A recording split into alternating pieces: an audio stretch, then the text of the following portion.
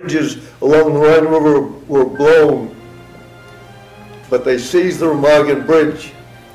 And if you do more research, you'll find in the history books a lot of mention of the Remagen Bridge, but you never hear any mention of the Urmitz Bridge. The Urmitz Bridge and the Remagen Bridge were twins. They were built, I think, between 1916 and 1919 for World War I to make access to the Germans into France. And they were railroad bridges. They were long bridges, over 500 meters long. So if you read in the history books, you'll find that we found that the Remagen Bridge had not been blown, and American forces crossed Remagen at Urmitz. So our job after the Bulge was to cross from Luxembourg into Germany, and in 2 days through the Eifel Mountains, the treacherous Eifel Mountains, we got to the Rhine River. And when I looked out on the Rhine River, there was the Urmitz Bridge still intact. And the Urmitz Bridge was supposed to have been blown. Aerial reconnaissance said there are no more intact bridges over the Rhine River, but there it was. We got there late in the afternoon. It's almost dark. And this is one of the greatest spectacles, and historians have missed this. The Germans knew we were coming. This is the only bridge. They're withdrawing. They're fighting to get across the bridge. There's a place called Andernach here. There's a place called Koblenz here. These are large cities.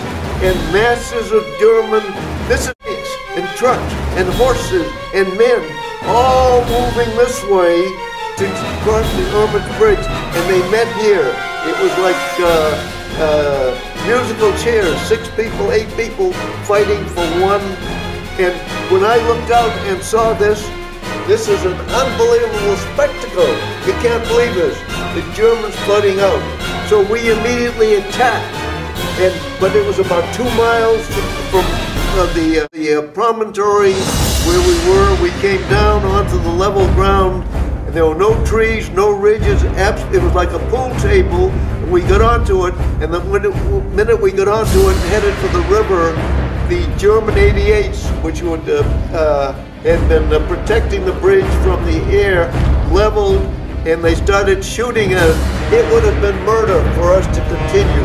So we had to pull back because it was almost dark. And all night long, as this mass of Germans kept withdrawing all night long, our artillery was hitting the bridge and hitting in all the locations on the bridge. And the next morning, we resumed our attack. As I mentioned, it was about 2 miles. We attacked and we're moving. Nothing hits us. There's no fire from any 88s. And we got to about 1 mile of the bridge. And the bridge, I have a picture, was 500 meters long, 500 yards, 5 football fields long, teeming with Germans. And up it went. I was there, and up it went. And there was a big arch. And the explosives must have been immense because there were horses and men up here at a lower level, trucks and a lower level tanks, all dropped in the Rhine River. And of course we were shattered because we thought that this was our chance to seize an intact bridge across the river, but it was blown in front of us. And you never hear about Urmitz. That's the reason I wrote about it, because the historians, for some reason or other, have written about the Remagen Bridge, but not about the bridge.